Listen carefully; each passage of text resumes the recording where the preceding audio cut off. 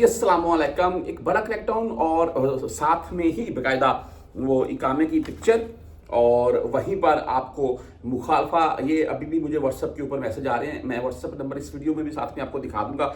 Basically दिखाने का, WhatsApp आपके साथ शेयर करने का मकसद ये होता है कि अगर कोई भी किसी किस्म की आपने इन्फॉर्मेशन लेनी है तो आप मैसेज कर सकते हैं। मैं वक्तन फ़क्तन आपको रिप्लाई करता रहूँगा।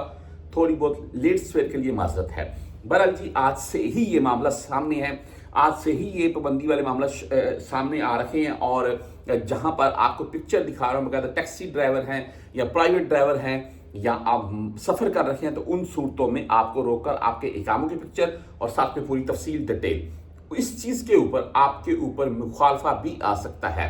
अच्छा, ये अभी जो आज से मामला शुरू हो गए हैं, ये जो आज मेरी वीडियो देख रहे हैं, ये मंडे वाले दिन की सॉरी, ये अभी वार्निंग के तौर पर उनको बोला जा रखा है। साथ में आपको मैं वीडियो भी चलाकर दिखाता जाऊंगा। मैं ये वार्निंग के तौर पर बोला जा रहा है कि आप यहां से यमीन हो जाएं और या यसार हो जाएं, यमीन हो जाएं, वहां से कुबरी चढ़ जाएं और उस तरफ चले जाएं। ये आज से जो उम्रा ज़ायरीन है उनके मुतालिक भी बता दूं मैं आपको कि 18 तारीख इसी माह की 18 अप्रैल तक लास्ट है जी, उस तक उम्रा ज़ायरीन चले जाएं वापस। और तकरीबन इंशाल्लाह सभी उम्रा ज़ायरीन जा रखे हैं। उसकी वजह अल्हम्दुलिल्लाह जो फ्लाइटों का सिलसिला शुरू है।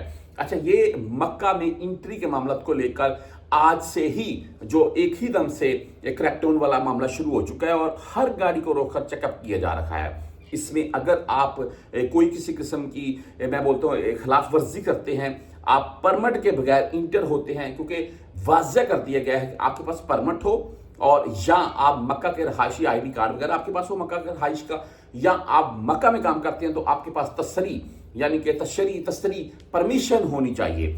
उसकी बिना के ऊपर आप सफ़र कर सकते हैं, वरना नहीं भाई। आप अगर खिलाफ वर्जी करती हैं तो इस चीज़ के ऊपर तकरीबन 25,000 रियाल तक का, आपको 25,000 रियाल तक का जी जुर्माना और साथ में डीपोर्ट वाला मामला हो सकता है। तो तमाम भाई जो उम्रा के लिए अगर मक्का जाना भी चाहते थे तो वो सोच समझ कर सफ़र करें और सेकंडली परमिट के बगैर भाई इंटर मत होइएगा।